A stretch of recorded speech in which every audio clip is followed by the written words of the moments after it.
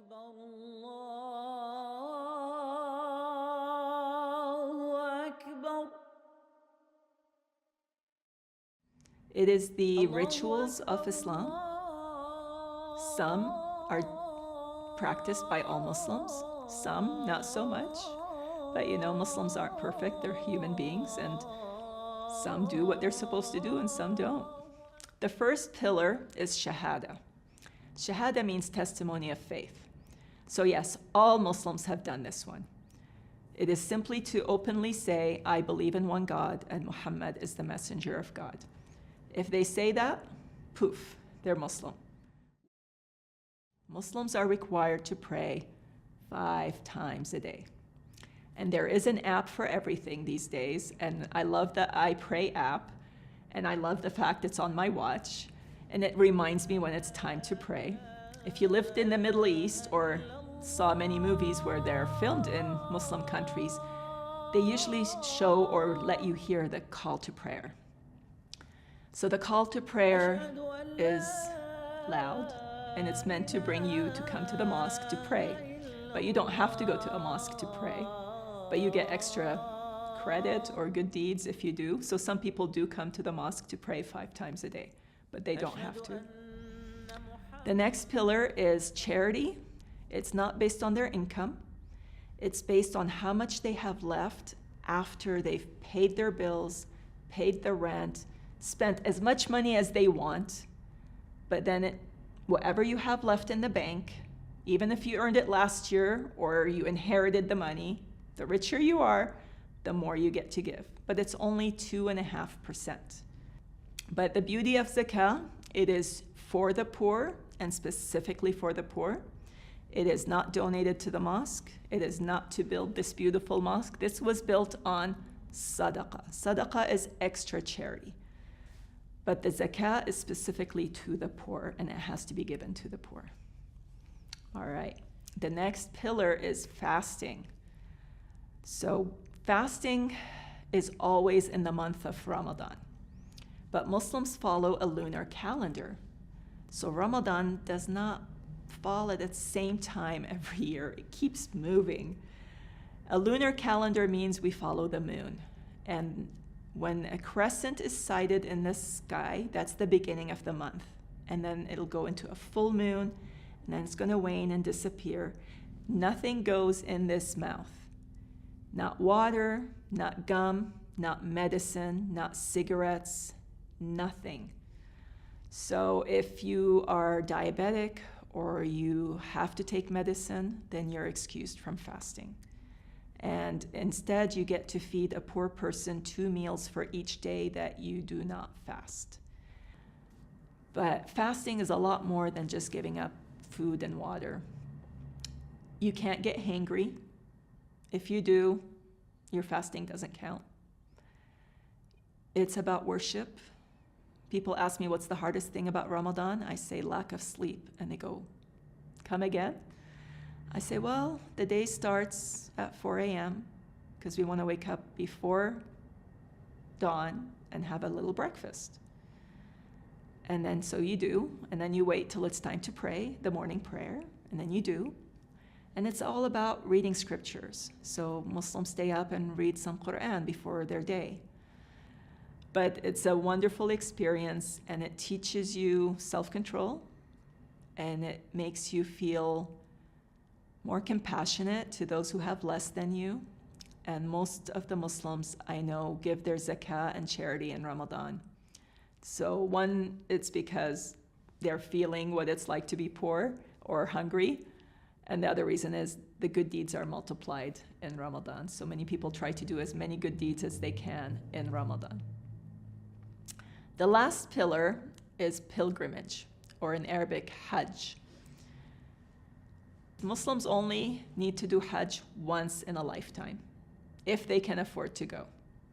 For me, I got the opportunity to go in 1996. I was young, I was pregnant, but it's an interesting experience. You're there with about, when we went, it was about 2 million people. Now they give the visa for about 4 million people. Can you imagine being in in one building with 4 million people. That's a lot of people. And they don't all speak the same language. They don't all come from the same culture or the same countries. They come from all over the world. And you can or cannot communicate with them. It can be tricky. And the biggest, hardest thing in the Hajj is that you have to control your patience and anger. And if you lose your patience, your Hajj is null and void. God says, nothing. So it's expensive. It's 10 days out of your life. So you have to really control your anger. And it's hard when you're there with 4 million people. So to give you an idea of what I'm talking about, the trip from the airport to our hotel, under normal circumstances, if I went today, it would take 10 minutes. During Hajj, it took us 10 hours, and I'm not exaggerating. It's just very crowded. Like here, when you leave a football game, traffic is really bad, and there's only about 50,000 people in a football stadium. Well, now you're with 4 million people trying to get from point A to point B at the same time for 10 days. So it is a test of patience, but it is also beautiful. So for those who get to go, it's a great experience. Another interesting thing about the Hajj, all men are dressed the same.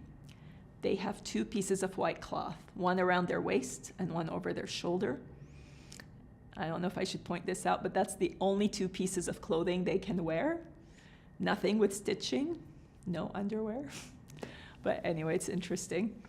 Women, on the other hand, can wear whatever they want, provided they're following the Islamic dress code, which was covering their whole body except face, hands, and feet.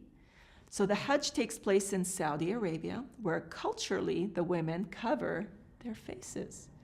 But when they go for the Hajj, they have to uncover their faces, which I find very interesting. So to give you an idea of what the pilgrimage is about, it's about 7 to 10 days long, and we are reenacting many rituals that Abraham and his family had to go through. Muslims believe that the Kaaba was built by Abraham and his son Ishmael many, many years ago. And it's considered the first place of worship built on earth by Abraham and Ishmael. So one of the ways to pray at that location is to go around the building, around the Kaaba, 7 times. Another ritual is Muslims believe that God instructed Abraham to leave Ishmael and his mother in the middle of the desert, where they had no water, nothing. And his mother would run back and forth between 2 mountains looking for water, looking for help. So that's one of the rituals Muslims do in Hajj, and they go back and forth between the 2 mountains, reenacting what Hajar, the mother of Ishmael, did. Another ritual is drinking from the water of Zamzam. So when Hajar could not find water magically sprout under the feet of Ishmael, and the mother went and kind of made a mound around the water, and it became a well.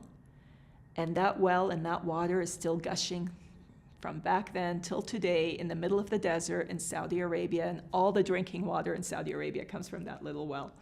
So it's really amazing. So one of the things we do is drink from that water. One of the stories is that God ordered Abraham through a vision to kill his son, Ishmael. At least that's the Muslim belief.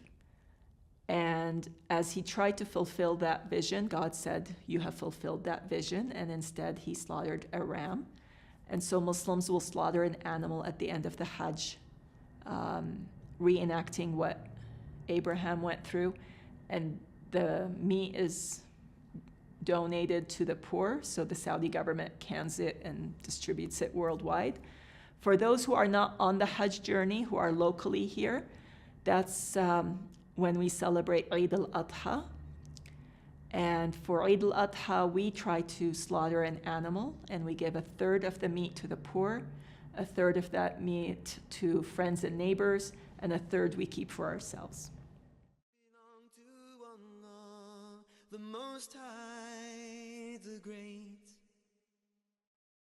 Subhanallah,